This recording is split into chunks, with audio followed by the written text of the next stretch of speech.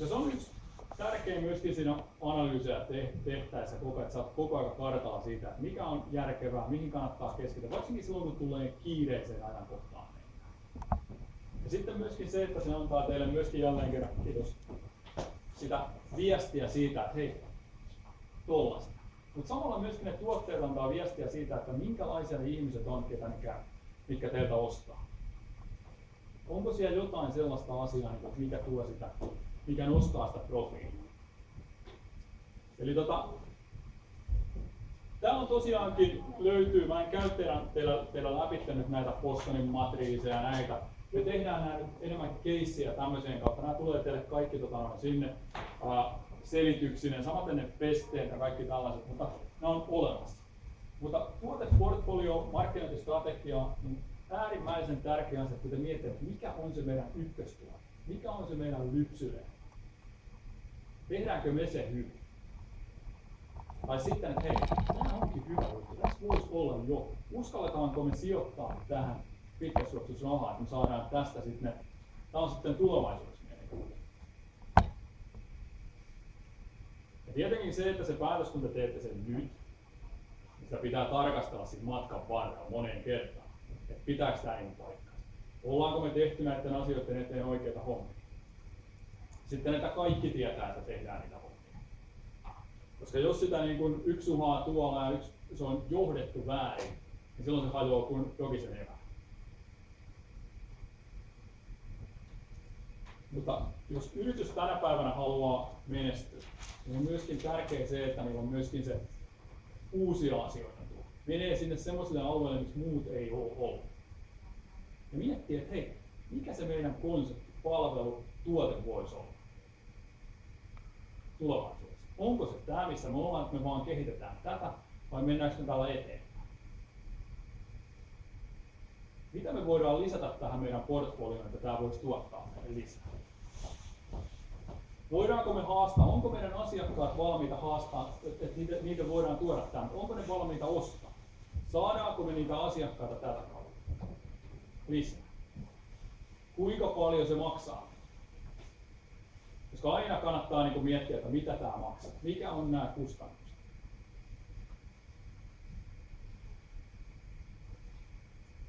Eli kun te lähdette miettimään niitä asioita, niin miettikää, että kannattaako mun ottaa, pitääkö mun varastoida, pitääkö mun tehdä sitä ja tätä asiaa. Niin aina puntsata, että okei, mikä on se, että kuinka nopeasti mä saan ne rahat takaisin, tai että pystyykö tämä jotenkin järjestämään tämän jutun sillä tavalla, että tästähän rupeaa heti tulee rahaa. Eli ajatelkaa se haastaminen, miettikää, että mitkä ne on, ja pitäkää niitä kysymysmerkkejä, voisiko tästä olla. Uskaltakaa kysyä, keskustelkaa niistä asioista. Semmoinen kuin pieni yritys kuin Konecranes, kuka tietää.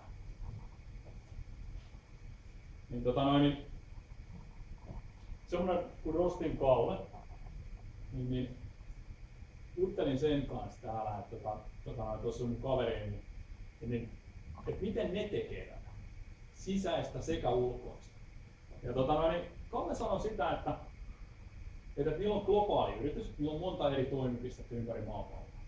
Ja niillä on sisäisiä kanavia, missä ne keskustelee koko ajan asioista, viestii sinne. Sitten ostaa sieltä niiden omien sisäisten kanavien kautta asioita niiden pääsiäistä, mitkä on kiinnostavia kaikkien puolesta. Ja samalla ne etsii myöskin sitä, että mistä niissä tuotteissa voisi olla, mitä sieltä voisi olla uusia innovaatioita. Ne kerää sinne koko ajan niiden pankkiin. Ja se toimii globaalisti tätä kautta. Ja ne puntsaa sieltä, että hei, koko aika pitää kehittää. Miten sä saat sen ja pystyisittekö te itse luomaan samanlaisen toiminnan jollain tavalla? Teidän asiakkaiden kanssa tai yritysten kanssa? Tai teidän sisällöstä? Eli teillä olisikin sellainen sisään, mitkä te vaan heittäisitte koko ajan jotain toisitte esille. Ja löytäisitte sieltä uusia mahdollisuuksia. Ihan vaan ajatus.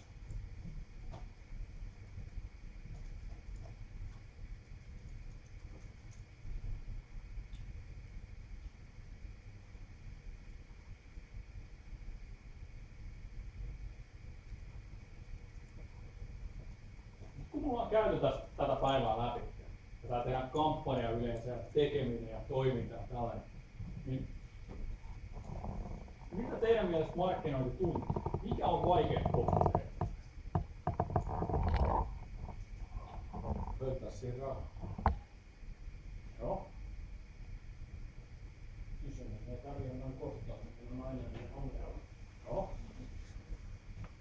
Erottua joukosta. Joo.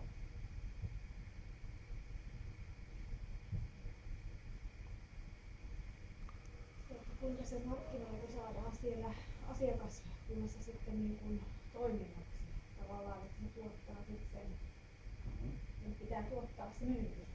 Joo. Nokia itse asiassa oli tämän kanssa niin ongelmissa Amerikassa. Ja ne esimerkiksi niin ne ei saanut sitä, niin sitä loppuporrasta niin myymään niiden puhelimia. Ja se oli oikeastaan se iso käännekohta, mikä niillä tapahtui. Kaikki nämä käytännössä, mitä te sanotte, niin liittyy analyyseihin koko ajan. Miten sä pystyt ennakoimaan näitä asioita? Miten sä pystyt ennakoimaan markkinoita?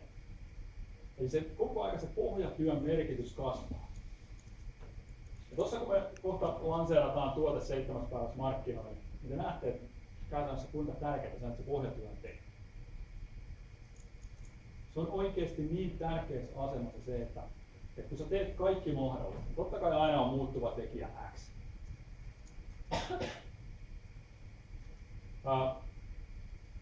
Olette sitten huomannut omassa työssänne muuttuvaa tekijä X? Onko mitään sellaisia, että mä en ottanut tota asiaa huomioon?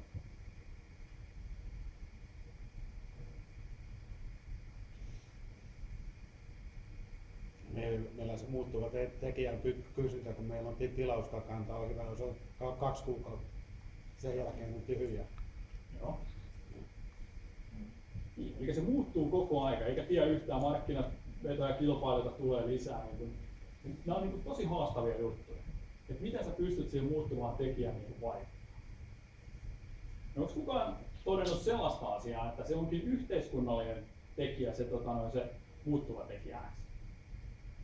Koska tämä oli oikeastaan yllätys mulle. Yksi Metson kaverin kanssa jutteli, mitä Amerikasta tapahtuu. Et niiden amerikkalaiset, me suomalaiset täällä laitetaan tehokkuus koko aika, että meillä on huippumoderneja tuotteja, tarvitsee vähemmän ihmistä. Sä teet näitä, pystyt tekemään nopeasti. Amerikassa, tämä on mun mielestä äärimmäisen huvittava tilanne se, että Amerikassa kun ne meni myymään, niin se yksi niiden myyntijamppa oli sanonut sille kaverille, että ei me haluta tämmöisiä näin tehokkaita. Me halutaan olla yhteiskuntavastuullisia ja niin se paikallisuus, mikä siinä oli, että nämä ihmiset saa töitä.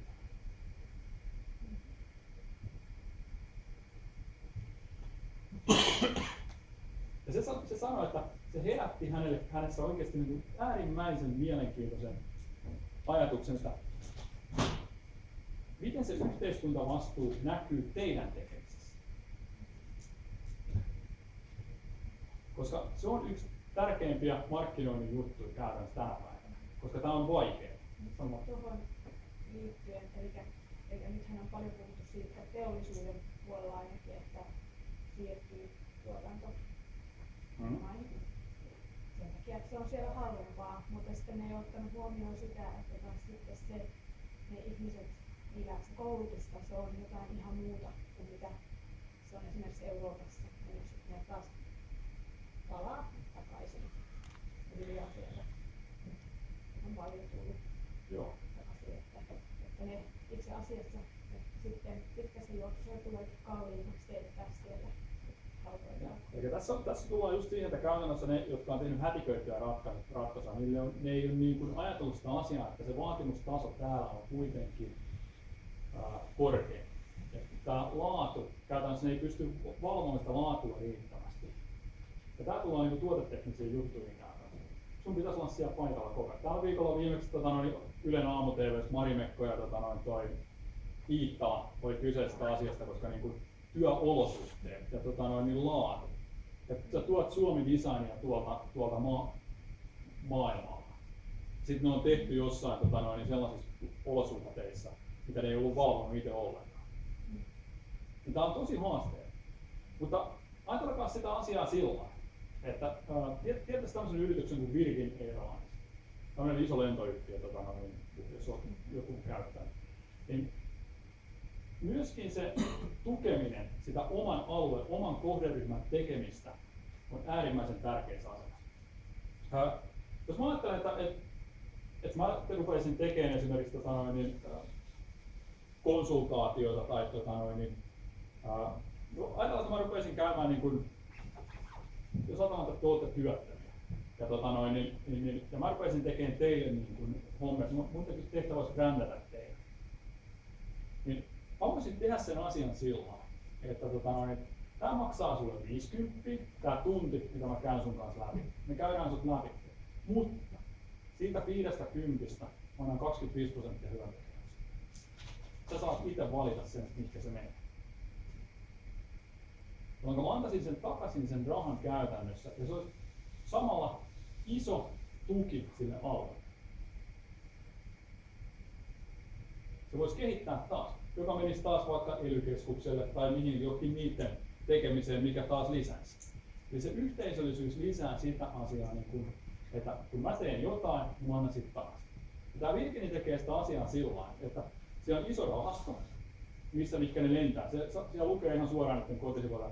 Jos olet lennät New Yorkiin, kaupunkiin, Frankfurtiin, missä nyt niillä on Lontoossa, ja kuulut tähän kohderyhmään, niin laita anomus. Me tuemme mielellämme tämän kohderyhmän tapahtumia. Eli ne antaa sille yhteisölle takaisin sitä asiaa. Ja tämä on oikeastaan nyt myöskin se, mitä Supercell teki. Et ne antoi sen 3 miljoonaa käytännössä nyt niin takaisin sen lastensairaalalle. Ne sai itse hyvää, niin ne saa hyvää mieltä. Sekin on sitä tekemistä. Eli kun te mietitte näitä asioita niin koko ajan ja tuotte niin esille, niin nämä kertyy koko ajan teidän pankista. Ja se tieto.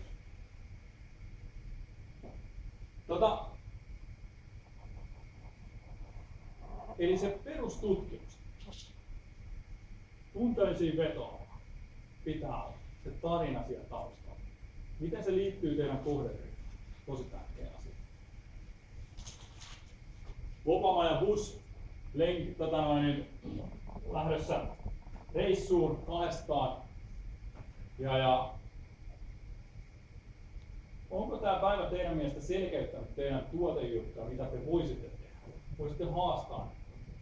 Onko tullut mitään sellaisia, että uskallanko mä nyt kyseenalaistaa enemmän kuin omaa tekemistä? Jos se on tehnyt, niin sitten tämä on onnistunut jo hyvin. Koska se on oikeasti se tärkeä juttu, että säästät sinne rahaa, kun te uskallatte rahaa kyseenalaistaa ja uskallatte keskustaa, käydä dialogia sen peilin edessä, että onko tämä ihan ok vai ei.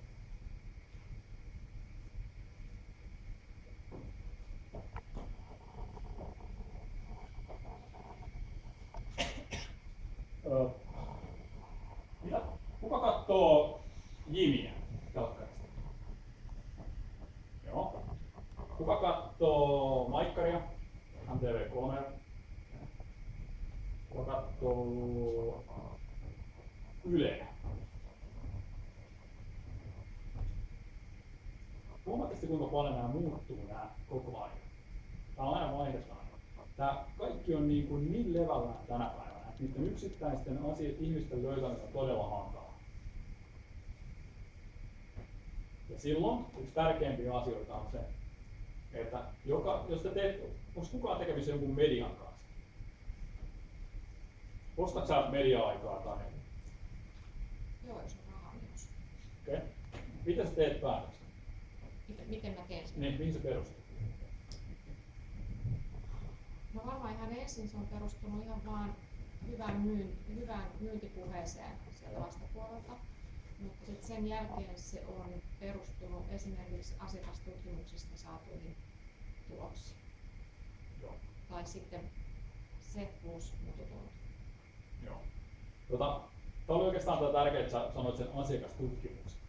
Koska joka ikisellä itseään kunnioittavalla medialla on jonkun näköinen asiakastutkimus. Suomalainen virallinen on KTM-tutkimus, mikä tehdään puolivuosittain. Ja siinä näkyy ne lukumäärät ja käyttömäärät ja kuka on kohderyhmä ja kaikki tällaiset. Eli uskaltakaa myöskin kysyä niiltä medioilta, että minkälaisia ihmiset tätä käyttää.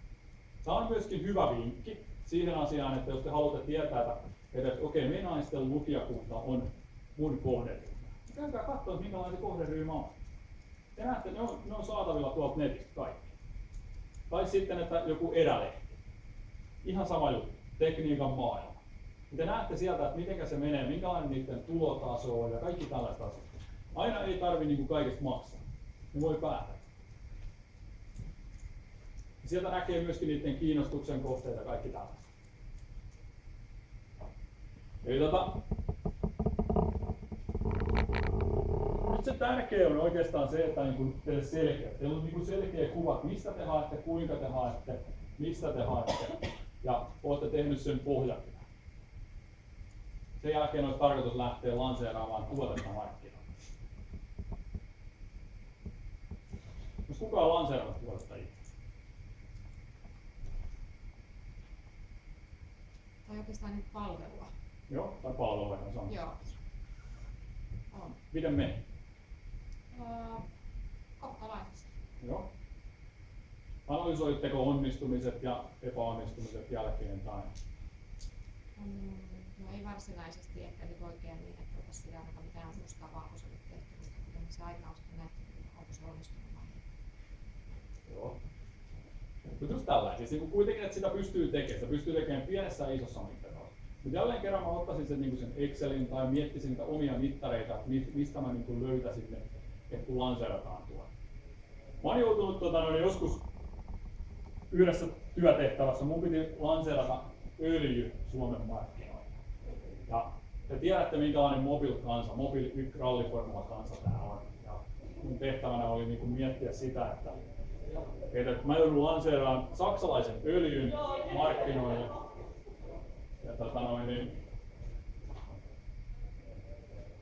Ja miettiä, että miten mä löydän niitä juttuja, että mitä me erottaa. Jos suomalaisille menet myymään niin mitä tahansa, niin sanoo, että hei mä tarvitsen mobiiliralliformulaa. Ja tää oli oikeesti mä ajattelin, että miten mä tähän pystyn. Sehän on villään pääsevää.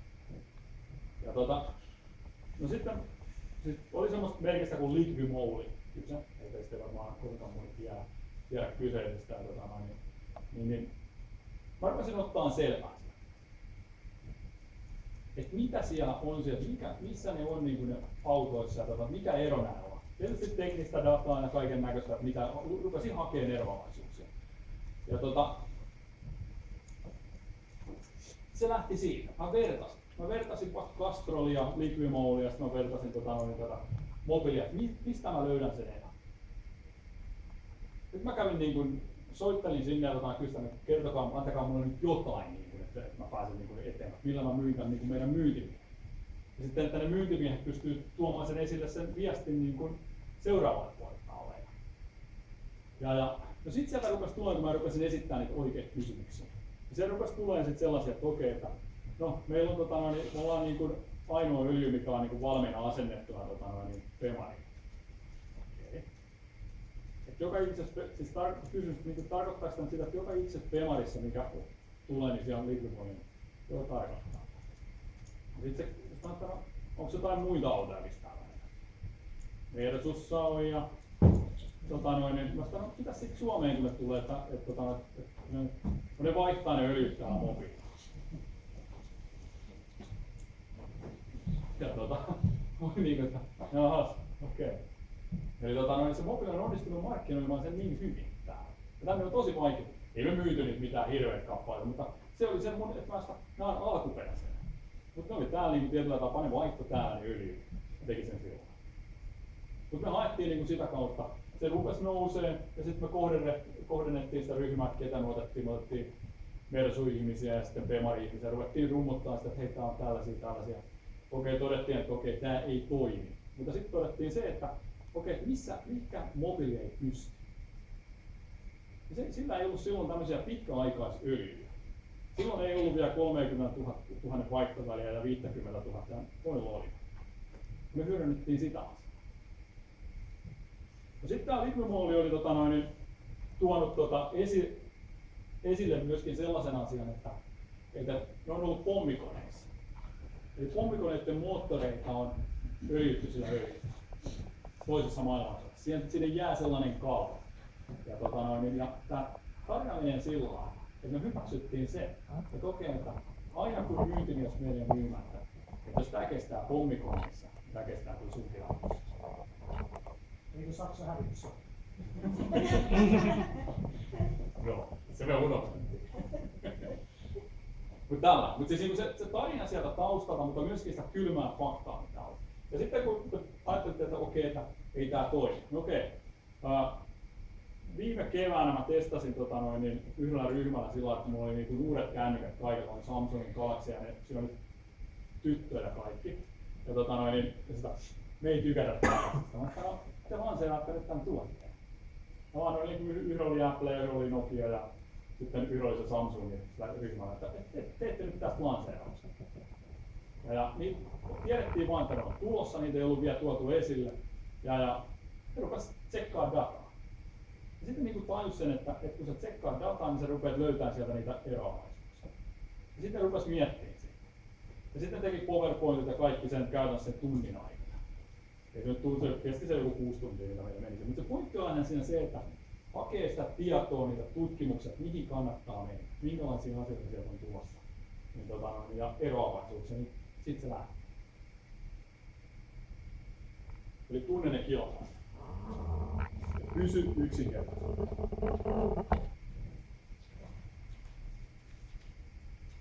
Eli koko ajan mitä me ollaan tässäkin puhuttu, teste, SWOT jatkuvasti. Se on ollut niinku se meidän kultainen ajatus täältä. Muutoksia.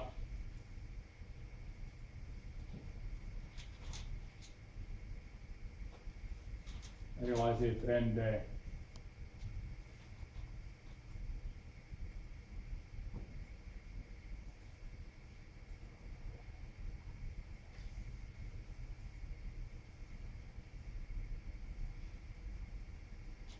Kuvia, uusia tapoja toimia,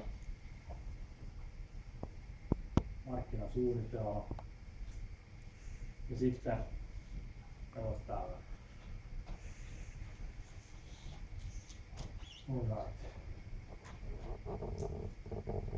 Tää on vähän semmonen, että Simo heitti tämän haasteen, tää oli itse asiassa ihan hauska. Mä joudun oikeesti niinku miettimään tätä asiaa, että miten mä tän esitän.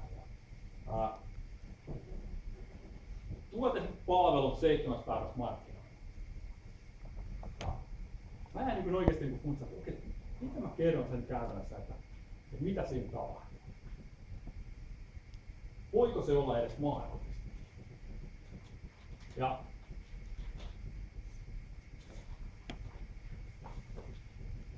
päädyin sitten oikeastaan siihen, että tää on tsekkauslista.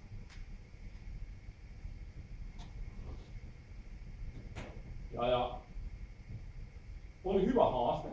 Oli äärimmäisen hauska tehdä tätä, kun mä punttisin, että mitä kaikkea siellä pitää olla. Mitä siinä niin kuin on ja voiko sen tehdä ja mitä voi tehdä. Ja,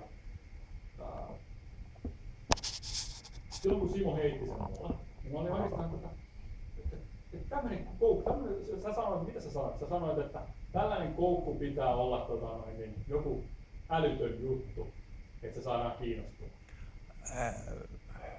Mitä se menee? Ei. Nyt sä ymmärsit väärin. Kyllä sä oot oikein tässä sen ymmärtänyt, että tää on, mutta tämä tarina ei jotenkin onnistunut. Pointti oli lähinnä siis se, että mitä sä saat tuotteen 7 päivässä markkinoilla. Mä en ihan miettinyt, että okei, että nytpä olikin helppo. Mä ajattelin, että sen pystyisi joku, ja silloin sanotaan, että pitää olla rautalankamalli. Mä jäin oikeasti miettimään, että mitä voisi tehdä. Voisiko sen tehdä tosi yksinkertaisesti, simppelisti. Mutta mä lähdin oikeastaan nyt siitä, että se tuote tai palvelu on teillä valmis. Te kuvittelette, että se tuote ja palvelu on valmis. Ja se viimeinen viikko käytännössä menee siihen tsekkaamiseen, että kaikki on kondiksessa. Ja Aina siihenkään ei ole aikaa. mä tiedän sen. Sen takia mä teinkin tästä tsekkilistä. Koska tiedän itsekin just, että nämä olisi pitänyt olla jo eilen. Ja ne tavarat on vieläkin varastossa tai jotain. Että meillä on nettisivut auki ja sä et ole tehnyt asialle yhtään. Tää on niin kuin, ja täällä on tullut tästä palvelusta kyselyitä, että onko nämä niin valmiina. Pari tuntia kun venaa. Ehkä sitten. Mutta se, että jos oltaisiin niin oikeassa ideaalimaailmassa, niin mä ajattelin sellainen, että jos viikkoa aikaisemmin olisi kaikki valmista, niin sitten voisi ruveta oikeasti, että se olisi laitettu se deadline. Kaikki on nyt tähän mennessä kondiksi. Eli ajatus lähti siitä, että on se mikä tuote tahansa tai palvelu, ja sä oot lanseeraamassa sitä markkinoilla. Niin anna itsellesi 2 deadlinea. Anna deadline sellainen, että sä sanot, että se on viikko ennen valmis, että se pitää olla siellä. Ja sit sulla on se viikko aikaa tsekata niitä asioita, että ne on niin kuin kondiksi.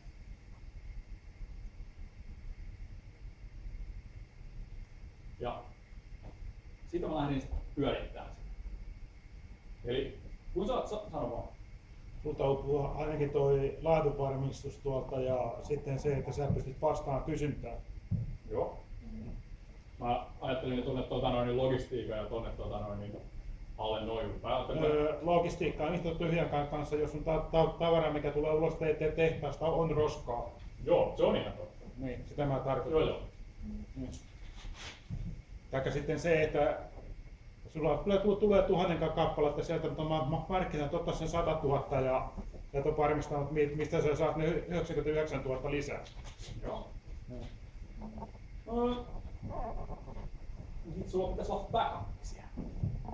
Ja sitten sulla voi olla 2 vaihtoehtoa. Tuo kuulostaa äärimmäisen hyvältä itse. Mä ajattelin tuon asian, että noin kaikki olisi varmistettu. Sulla olisi ollut tuote valmiina ja ne olisi kaikki sellainen tehty. Mutta itse asiassa ihan just näin. Siis silloin se menee, että se voi olla kysymys siitä, että valmistusmenetelmät menee blörinäksi tai se voi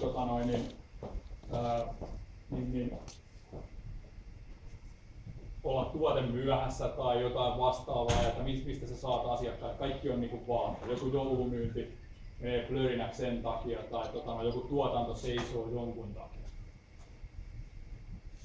Miksi toi markkinoille laitto pitää aloittaa sitten vasta, kun se tuote on valmis? Se pitää tehdä rinnalla, että se pitäisi olla valmis ennen kuin tuote on valmis.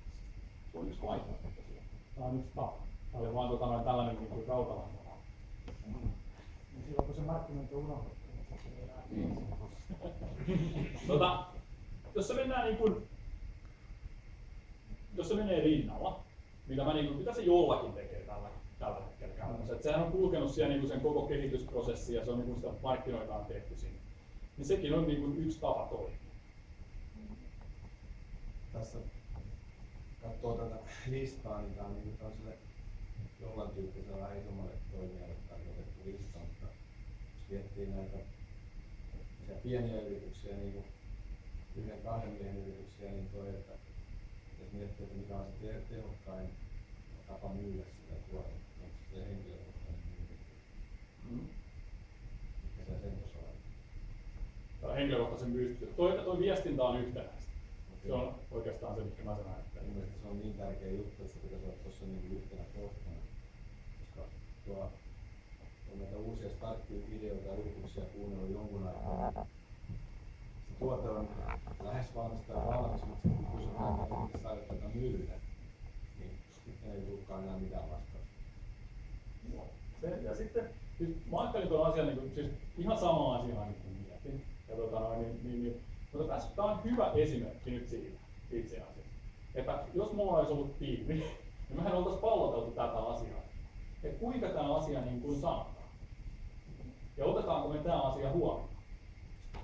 Tämähän olisi ihan loistava just siitä. Eli sä olisit sanoa, että hei, että tässä pitää olla tämä henkilökohtainen, niin tämä pitää olla edellistä, että ihmiset oikeasti tarvitaan. Ja tämä osoittaa myöskin sen, että huomaatte sitten, että ei ole yhtä tapaa sanoa. Ja mä vaan oletan, että tämä voisi olla näin. sama mitä te olette kommentteja, se on ihan sama juttu. Että te käsitätte asian, osa muuta puuttuu tuo minkä alla. Nämä on liikaa kysymyksiä. Mutta tuotelanseeraus on ihan löydäksi. Mutta nyt te näette niin käytännössä. Tästä päästään just siihen markkinoinnin ydinkysymykseen, että kun kaikki se, kenelle sitä markkinoit, niin se aina asettaa sen siihen omaan näkökulmaansa tavallaan. Että niin, tullaan just siihen niinku, siis huomaatte sitä käytännössä. Niin nyt kun me keskustellaan, mitä me ollaan täälläkin tehty koko päivä, me haastetaan itseämme ja altistetaan. Niin joka ikinen asiakaskohtainen yritys on uniikki. Ja se, että kukin käsittää sen asian niin edellä, sen takia se pitäisi niin hioa ihan loppuun asti, että mikä se viesti on, onko se viesti selkeä. Tuleeko se esille se siitä kotisivuille tai sun soitosta tai puhelimesta, että mitä sä haluat, mitä sä myyt?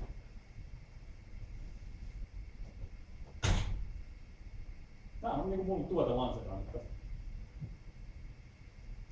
Mihin kohtaan sä oot ollut tuolla miettinyt sen, että sille tuotteelle on kysyntää? Kilpailutilanne on analysoitu ja sitten niin. Ja sitten tuo analysointimittarit valittuna, että mä oon tutkinut sen etukäteen. Eli se on se idea on ollut siinä, että mä oon käynyt sitä koko aika läpi siellä ja sitten tuote on valmis. Joo. No mitäs sitten, jos ei joku kohta olekaan niin kuin pitäisi olla? Niin itse asiassa tuskin 700 päivässä kunnitus, ainakaan kaikki. Ei. Sehän se juttu siinä onkin itse asiassa. Sitten täytyy olla myöskin rehellinen niille asiakkaille. Pitäisikö toi laittaa markkinoille 8 päivässä, niin sitten tuohon voisi laittaa 8 palloa, niin se olisi myyväinen näkökulma. Kuinka moni tajua? Mutta se on ihan ok. No tämähän oli, niin kuin sanoit, niin tämä on tarkistuslista. Asiat on voinut mennä jo pitkään ennen kuin ollaan tässä, että 7 päivän päästä. Nyt tulee markkinoille tuote ja tämä on se viime hetken rypistys. Ja tämä on oikeastaan siis sillä niin kun mä mietin tätä just näiden kaikkien kommenttien jälkeen, just sitä, että mitä sä sanoit, että jos tässä vaiheessa tulee niin sitten sulla on edes muutama päivä aikaa varautua siihen, että sä edes jollain tavalla pystyt reagoimaan. Mutta just, että jos joku logistiikka on unohtunut tai joku toiminta tai joku väärä tuote tai jotain varaosaa ei ole, niin mitäs siinä? Eli tää on just näitä tuotemarkkinointi. Markkinointi haluaisi hirveän nopeasti ne tuotteet esille, mutta sitten sitä ei ole mietitty loppuun asti. samoin No. jälkimarkkinointi saattaa olla ihan vielä itse tavallaan se, vai sisältyykö se tuonne asiakaspuolelle? Joo, mietin sitä, mutta jälleen kerran, hyvä kommentti. Koska ihmiset käsittää sen eri lailla. Sanotaan, että asiakaspalveluprosessi ei pitää olla se takaisinveton valmius, koska sitä on tämän päivän lehdessä entistä enemmän, että johtaa tuotteita takaisin. Okei, jos me nyt ajatellaan, kun me ollaan nyt käyty tätä läpi, huomaatte sitten kuinka paljon käytännössä mä olisin tarvinnut teitä tähän? Ihan hyvä listan sotimaan metisäännöllä. Niin, mutta se, että jos se olisi valmiin, niin mä tarviin käytännössä teitä sen. Ja nyt kysymys on oikeasti siitä, että kuinka se saadaan, että ihmiset ymmärtää sen, että me saadaan se vielä parempaa. Se on sitä kehittämistä. Että sitä tuunataan toiseen muotoon. Mä en hyväksy sitä, että mä haluan toki, että se on täydellinen. Ei se on mä ajattelen, että mä laitan noin. Sitten mä että ajatelkaa sitä asiaa, että mä olisin ruvennut mököttää käydä nyt tosta pihalla. Ei sellaistakin tapahtuu. Se on ihan yleistuomalainen syy. Mutta pointti on lähinnä se, että kun me ollaan valmiita siihen dialogiin ja keskusteluun, niin se kehittyy tällä. Teidän tehtävä on myöskin sinne yrityksiin luoda semmoinen ilmapiiri, että te pystytte keskustelemaan näistä asioista. Ja se monesti unohdetaan yrityksissä. Koska mitä nopeammin teillä on ilmapiiri, että hei, tästä voi heittää. Esimerkiksi Supercellin menestys ja Angry Birdsin menestys perustuu just tähän. Ne uskaltaa keskustella. Silloin se työyhteisö on avoin. Juurikin näin. Ja sitä vanhaa hierarkiaa ylhäältä alaspäin. Ja uskalletaan haastaa. Huomaatte sitten kuinka siis tämäkin tässä menee koko ajan. Niin me naureskellaan sillä asialla, mutta me puhutaan kuitenkin niin samoista asioista. Sitten okei, katsotaan miten sen voisi tehdä. Eli se keskusteleminen, tekeminen on niin tärkeässä asemassa. Mutta niin kuin sanottu, niin joo, tuotteen voi lanseerata 7 päivässä ihan koska tahansa, jos se on vaan valmis. Ja sä oot löytänyt oikeat kanavat, sä oot analysoinut sun markkinat, sä oot löytänyt kohderyhmät, segmentit, mitä sä haet. Ja sulla on myyjä. Niin, ja sulla on myyjät ja kaikki vaan. Pitäisikö tuohon lisätä vielä? Iso. Silloinhan kaikki alkutuotteet myydään. Niin. Se edellyttää sitä. Niin, se edellyttää sitä. Ja mä päädyin oikeastaan tähän, kun Simo heitti tänne, että just tähän ihan samaan, että se alkutyö pitää olla tehty niin valmiiksi käytännössä, että sen takia mä tein tästä checklista. Ja se oli niinku tossa, koska käytännössä sä voit lanseerata minkä tahansa tuotteen. Jos sulla on se niinku tässä ja sä saat, että se toteutuu hyvin ja on mennyt ja se on valmis, niin se on helppo lanseerata. Sitten sä vaan esittelet sen sille yritykselle. Mutta yksi tärkeimpiä asioita, mikä mulle itselle on, minkä mä oon huomannut, että tuo viestintä on yhtenäistä. Puhun nyt sisäisestä että ulkoisesta. Että se sisäisesti kaikki puhuu samasta asiasta. Myös on jännä juttu, että useasti yrityksessä niin se oma sisäinen asiakas on se vaativin ja negatiivisin asiakas, ja joka aina väittää, että tieto ei kulje. Ja useasti se vaan on niin, että se oma henkilökunta jää unohduksiin, että ei tule kerrottuakaan sille siitä uudesta jutusta ensimmäisenä. Niin, ja sitten, että me saadaan siihen taakse. Ja koska se on se suuri voima, nehän on ne valmiit, niin nehän on teillä jo siellä sisällä. Eli sen porukan saaminen sinne taustalle on se tärkein. Kun se on sisäisesti, se homma on kunnossa, se viestintä on yhtenäistä, se tekeminen, niin se on helpompi lanseerata se tuote. Ja kaikki varmaan on oltu semmoisessa yrityksessä, missä viestintä ei kulje, se on niin ihan yleinen tapa. Mutta se on semmoinen, mitä kautta pystyy parantamaan selkeästi myyntiä, tuomaan esille ja markkinoimaan. Ja kuka on paras myyjä kenelle tahansa, niin on oma työntekijä tai tiimi, jotka uskoo siihen asiaan.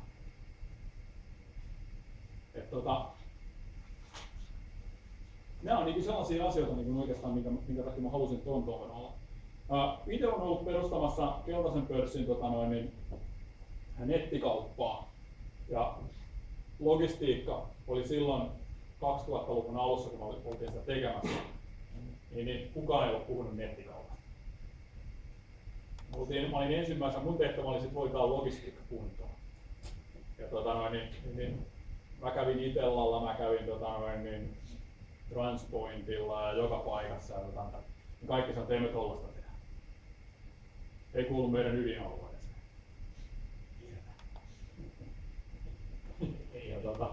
Ei ollut mitään sellaista niin kuin silloin, että mikään olisi näyttänyt, että ne ei uskonut siihen. Mä muistan niin yrityksen, mä soitin, että me tarvittaisiin teidän tuotteita, että me haluttaisiin laittaa nettiin, mutta ei onnistu.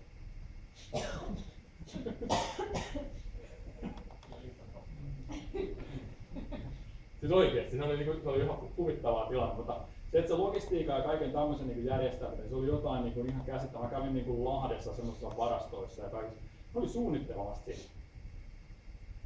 Ei sillä ollut mitään. Nyt tänä päivänä, mitkä Itellan tulevaisuus on DHL ja nämä kaikki. Se oli hauska, se opetti kyllä silloin, että logistiikassa on äärimmäisen haasteellista toimia. Ja varsinkin kun puhutaan pienistä paketeista, että niitä lähtee niin paljon. Että kaikkia työkoneita ja tällaisia. Ne ei ollut tottunut, oli tottunut vaan siitä, että isoja määrä. Tähän sitten. No sitten oikeastaan hienoinen analysointi, mitä mä edelleenkin niistä haluan jankuttaa. Että miettikää mitkä ne teillä on joka ikinen kerta. Miten te pystytte ne toteuttamaan? Kuinka te löydätte? Mietitte, että miten te analysoitte myyntiä, markkinointia ja niiden onnistumista, tuotteita, niiden palautusprosentteja, ihan mitä tahansa. Just näitä samoja asioita koko ajan, mitä te sanotte. Kuinka estetään se, että ettei asiakas ei tyytyväinen?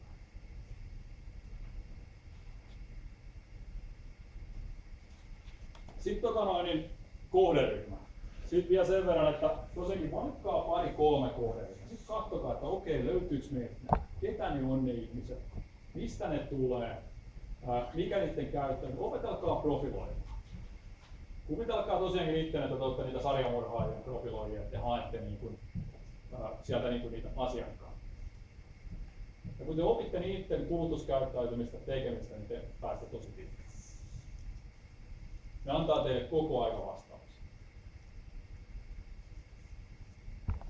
Mutta älkää myöskään pettykö siitä asiasta, että niin välillä tulee sellaisia asioita, että mulla ei ole muuten kohde. Mulla ei ole markkinaa. Sellaista se vaan välillä on. Ja se on oikeasti ihan hyvä todeta, että tällaista asiaa, että se tulee niin kuin joskus, niin kuin, että ei tälle ole markkinaa. Voisi olla vaikka kuinka hyvä tuote teidän mielestä, mutta ei sille ole markkinaa. Jos parantaa ne sanomus sillä, että myös se palvelu ensin ja tuotteesta kovasti. Kai se sanoo. Kummelissa. Siellä on paljon totuuksia löytyy kummelista. Sen palvelun kautta, kun sä myyt palvelun, niin sieltä löytyy yllättävän paljon semmoisia korjattavia asioita ja toimintamalleja, mitkä tarvitaan just sun osia, mitä sä myyt. Niin. Mutta se logistiikka ja kaikki tällaiset asiat, niin nämä on niin kuin, vaikka niistä pizzaillaan, niin se on kuitenkin tärkeä. Sitten se toi tuotetuntemus. Se on oikeastaan se, mikä mä oon nyt törmännyt. Mä oon törmännyt yllättävissä paikoissa. Se on niinku mua niinku yllättänyt. Kuka tykkää käydä kahviloissa? Onko kahvi aina samanlaatuista? Ei todella.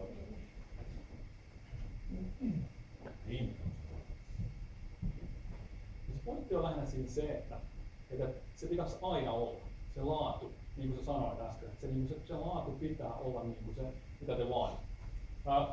Olis kukaan katsonut Masterchef Australia tai jotain tällaisia? Niin, tällä viikolla oli sellainen kokki sanoi, että se leikkasi se tyttö jotain, mitäs näitä oli, semmosia tonnikala-fileitä. Ja siinä oli sellainen pieni, se oli vähän huonosti leikattu. Siitä ei olisi kukaan meistä pystynyt sanoa, että se on huonosti leikattu, mutta se sanoi sitä, että tämä ei lähde täältä pois. Vaan se vaan täällä pitää olla 100%. Se mahti kun haukkaa joka ikistä annosta, mikä lähti. Se sama asia koskee käytännössä teidän tuotetta ja palvelua tai mitä tahansa. Te vaalitte sitä, mitä sieltä tulee ulos.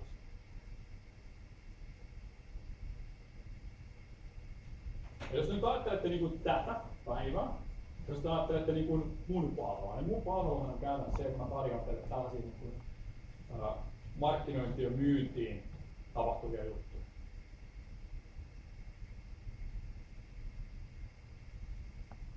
Niin tää on ihan sama juttu. Ja sen takia mä kysyin ensimmäisenä Simolta, mikä se kohderyhmä on.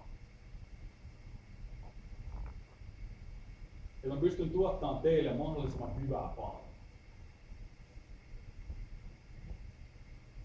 Mä koen, että joka ikinen teistä on niin mun asiakas. Ja mä katson noita palautteita, että siellä on niin ykköstä ja kakkosta. Niin mun pitää analysoida sen, että onnistuttiin. Mitä pitää muuttaa, jos me tehdään toisella tavalla? Otetaanko me erilaisia malleja mukaan lisää, käydään niitä läpi. Toimiiko tämä tällainen, että kerrotaan keissien kautta? Ei sitä tiedä. Nämä vaihtelee koko ajan. Tai sitten mulla pitää olla erilaisia vaihtoehtoja toimintaa.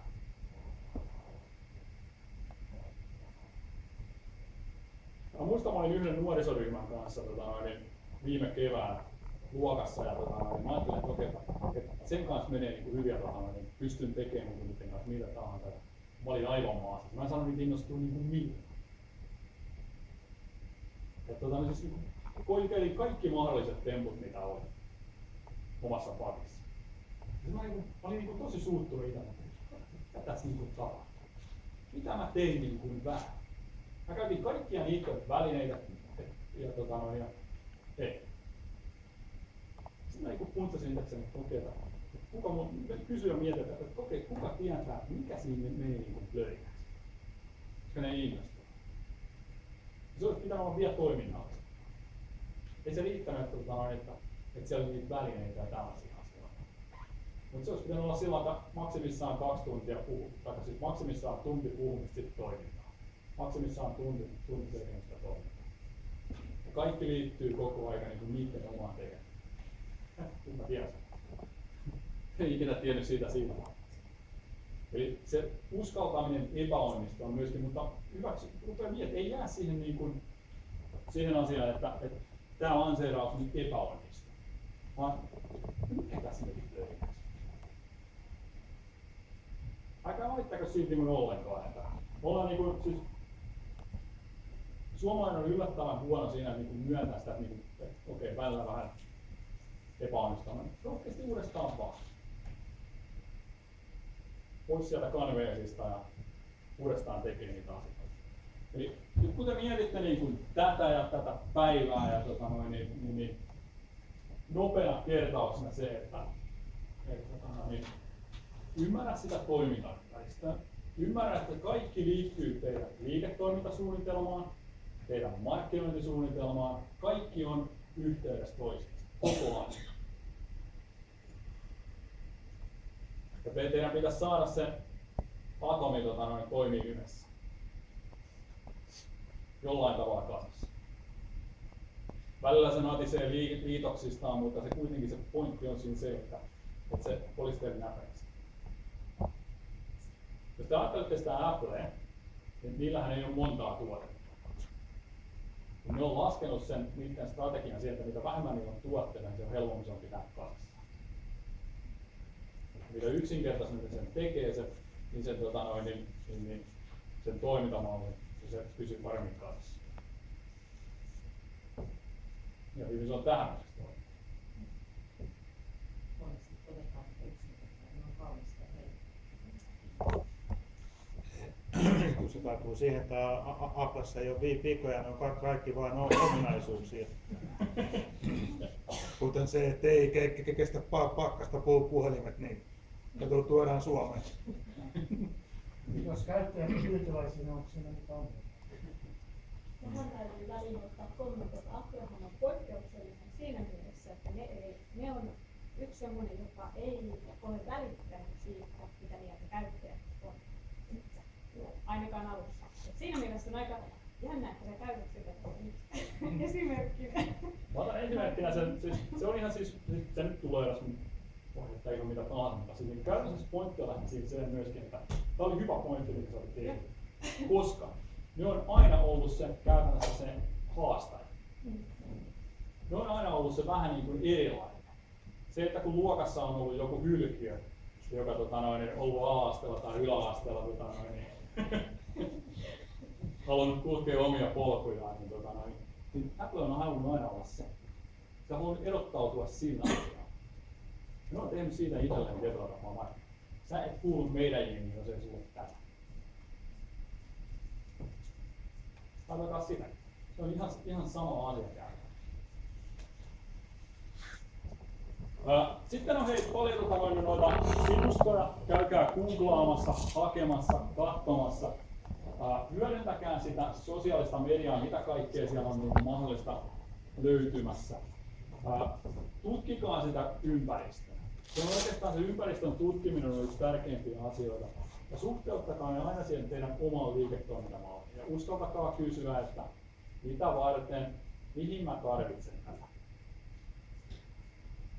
Ja sitten kun te mietitte myöskin niitä teidän asiakkaita, niin jos te menette johonkin sosiaaliseen mediaan tai johonkin, niin kysykää, että onko mun asiakkaat täällä. Älä vaan perusta Facebook-sivuja sen takia, että kaikilla muillakin on. Tai käy jollain kursseilla sen takia. Eli se ei ole se pointti. Jos sun asiakkaat on kuluttajia, niin sit sä voit olla siellä Facebookissa. Siltikin se on niinku, jos sä oot pieni yritys, niin sit se ei kannata välttämättä olla. Tai sitten ne pitää olla sellaiset Facebook-sivut, mitkä ei pysty kommentoimaan mitään tai jotain tällaisia. Maailma muuttuu, niin kuin huomasitte. Muistakaa se tarina.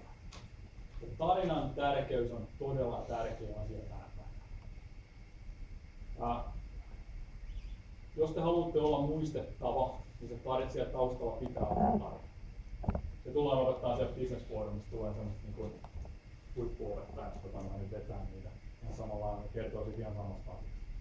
Ja sitten muistakaa kysyä kysymyksiä asiakkaan. Olkaa läsnä koko ajan. Ja sitä kautta te pääsette niin tosi pitkälle. Pystytte kehittämään niitä juttuja. Ja sama mitä te teitte tässä, niin olkaa avoimia siellä teidän yrityksessä. Ja opettelette ja tuotte sinne sitä dialogia, sitä keskustelua entistä enemmän. Ja silloin te nopeutatte todella paljon sitä teidän tuotekehitystä, tekemistä, toimintaa. Älkää menkö siihen byrokratiaan mukaan. Alkakaa nyt olla byrokratian vastaisia, niin sanotusti.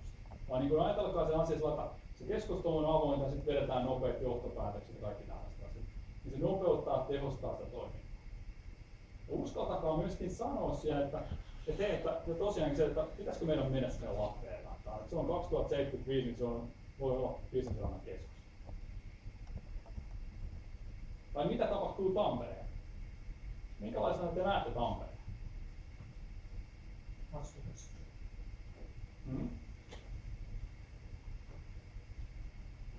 Onko Tampere kasvukas? Uudistetaan lentokenttä. Tehdään uusi junaterminaali. Joo. Minkälaista näette Tampereen alueella? Mitä on menossa?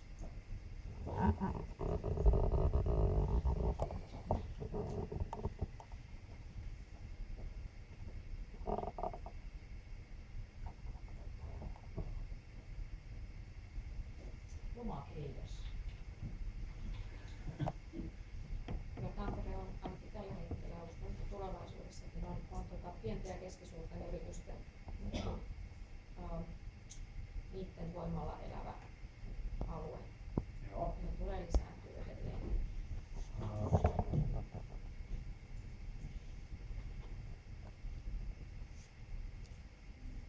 Mitä meidän pitää tehdä täällä?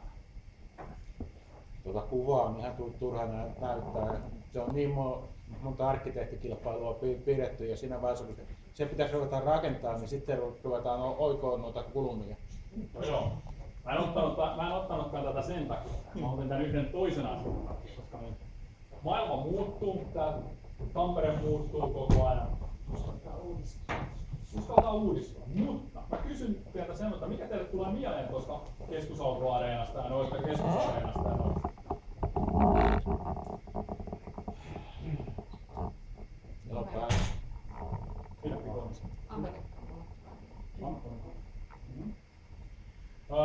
Minkä ympärillä tämä keskustelu on käyty täällä alueella? Keskustelua käydään rakennuksen ympärillä, ei niinkään se, mitä siellä tapahtuu. Ja noin on mun mieleeni vaan sellaisia asioita, että tarvitsisi edelleenkin jonkunlaista teollisuutta, mikä olisi mietittyä joten alueella. Joo. Mä oon ihan samaa mieltä itse asiassa siinä asiassa. Se, että se keskustelu on käyty siinä periaatteessa jääkiekon sisällä. Ja jos me mennään Jallikselta kysyyn, että onko se kannattava bisnes jääkiekko, niin se sanoo, että ei, sehän myy sen peräksi. Ja se pointti on lähinnä nyt se, että meidän pitäisikin enemmän kysyä sitä asiaa, että mitä toivoisi tuoda. Just mitä sä sanoit, että se muuttaa sitä kaupunkikuvaa, se muuttaa sitä teollisuutta, mitä se muuttaa tätä silhuettia, minkälaisen kuvan ihmiset sais tästä puolelta. Kyllä sitä keskustelua ikinä käy, se käydään vaan siinä jääkiekossa. Kannattaako tuo rakentaa, kun ne sitä jääkiekkoa pelata kuin 8 kuukautta vuodessa? Niin, ja se on hyvin marginaalinen laji. Jalka valvoiko sitä tässä? On ihan sama. Niin, mutta se pointti on niinku tää. Niin, mutta suurtapahtumat, niin tänne on yhtä pitkä matka niin täältä Helsinkiin, Oulusta ja muualta tänne sitten syntyy. Niin kyllä sitä niinku tulee just tällä, että mitä tää muuttaisi, miten tää muuttaisi niinku käytännössä, kun tää Tampere otettaisiin tähän näin. Niin tässä tehdään. Tällaistähän keskustelua sitä pitäisi käydä. Että mistä se tulee se raha. Mutta nyt kun se pyörii vaan niin ainoastaan jääkiekon ympärillä, niin se etene niin. Mitä se tuo teollisuutta? Jyrkiä kiinnostaa teollisuus, työpaikat, kaikki tällaiset asiat, niin meitä kaikkia muitakin. Että tämä Tampere pysyy elinvoimassa, mitä asioita pitää tehdä. Ajatelkaa Pekka Paavolaa silloin, kun se on tehnyt niitä päätöksiä, silloin 60-70-luvulla. Näsinneula, Särkänniemi, Tampere-talo, kaikki tällaiset asiat. Ja mitä ne on tänä päivänä? Niitä vastustettiin ihan samalla lailla kuin näitäkin asioita. En mä tarkoita sitä, että onko tämä nyt se vaihtoehto, mitä tehdään, vaan se pointti on siis se, että joskus pitää myöskin nähdä pitemmän koko. Ja sama juttu niissä tuotejutuissa, että mitä se tuo, miten mä voin hyötyä tästä tulevaisuudesta. Ja onko se tamperelainen työvoima sellaista, mitä te haluatte tehdä juttua. Ja kun te niin huomaatte koko aika tämän havainnon, näitä voi löytää niin mistä tahansa niin näitä asioita. Näitä voi pyörittää mennen tullen. Mutta ajatelkaa aina siinä teidän omassa jutussa. Niistä omaa tekemistä. Mikä on meidän yritykselle tärkeää? Voisiko nämä liittyä tähän? Ja just kun sä sanoit, että te oli Keski-Euroopasta jotain tuotteita, jotka valmistettiin jo, niin tämä on just hyvä kysymys esittää, että miten ne suhtuu, mitä me erottaudutaan, mitä siinä tehdään? Onko se laatu parempi? Onko se materiaalit? Onko suomalaiset valmiita näihin tuotteisiin? Näitähän tämmöisiä kysymyksiä niin pitää koko ajan tehdä. Uskaltaa niin mitata sitten, kun ne tulee markkinoille. Ja sitten kun niistä löytyy niitä eroavaisuuksia, niin sitten se menee niin kuin eteenpäin. All right. Kysymyksiä.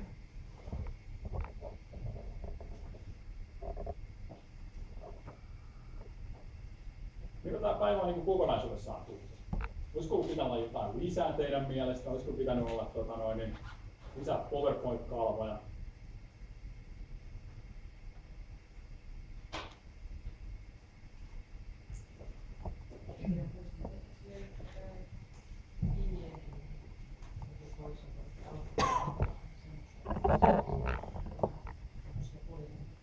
Joo, eli enemmän keskustelua voisi olla niin kuin lisää. Pienryhmissä ottaa keskustelua mukaan. Hyvä idea. Mitäs muuta? Mä oon kans tyytyväinen. Mun mielestä on ollut vuorovaikutteista ja avointa. On helppoa ollut suhteuttaa omaa yritystä. Joo. Pienryhmissä se siirtyminen ja virtsi. Joo, se on totta.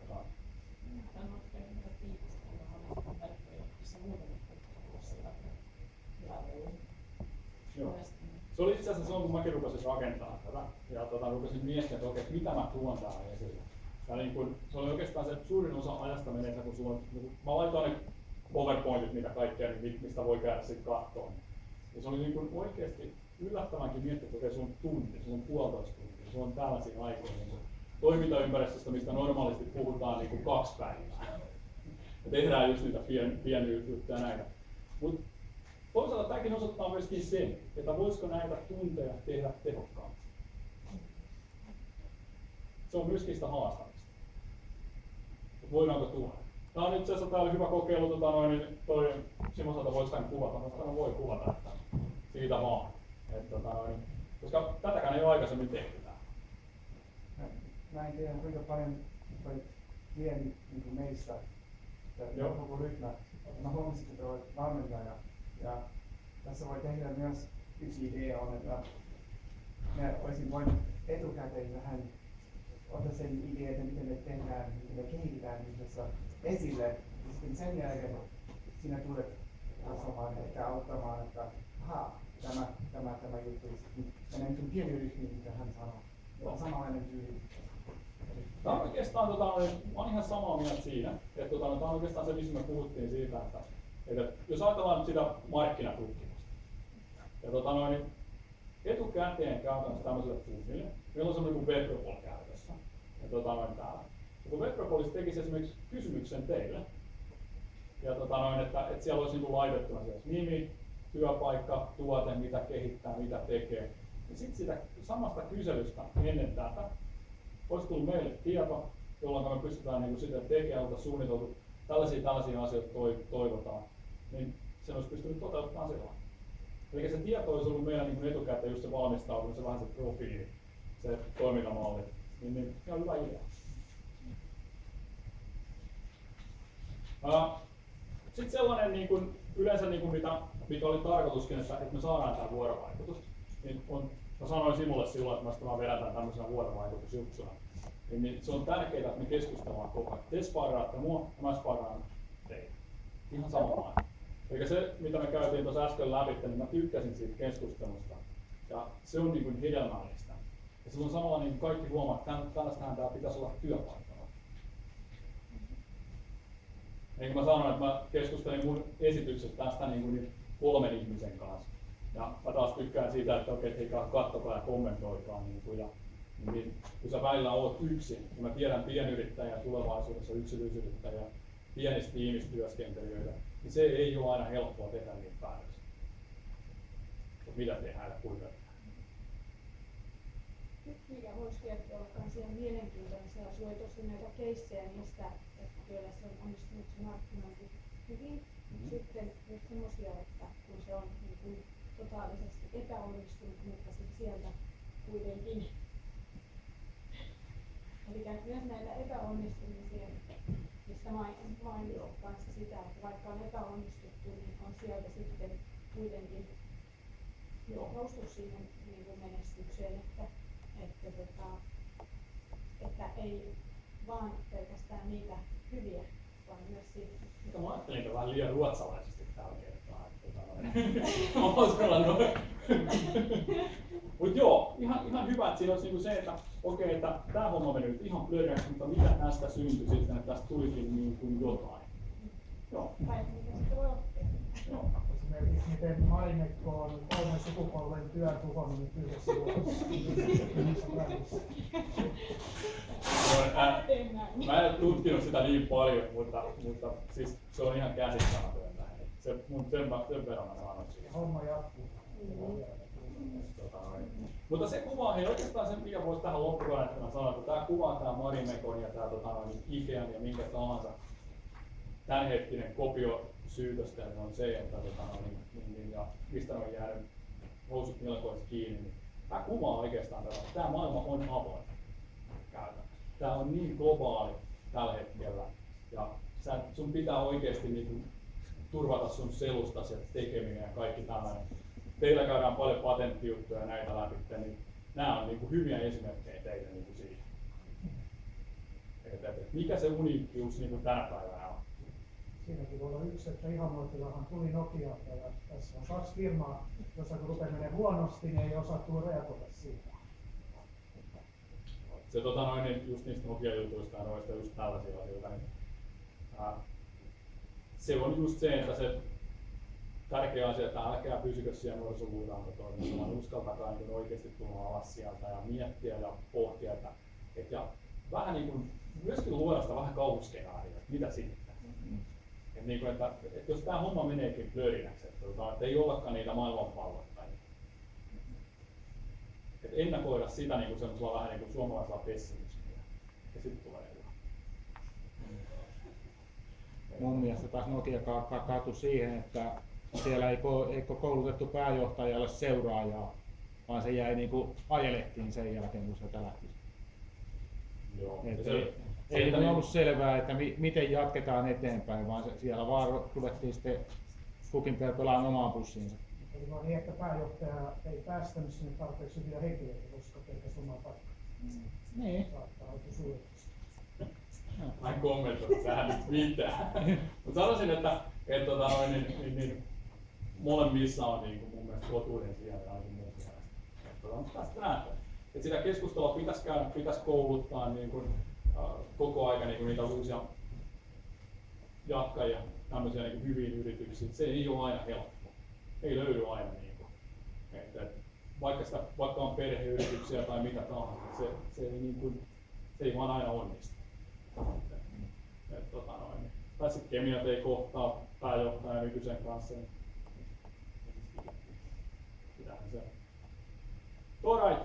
Mä päästän teidät nyt viikonlopun viettoon, toivotan hyvää joulua. Kiitos teille. Ja tosiaankin onnea valitsemallani uralla.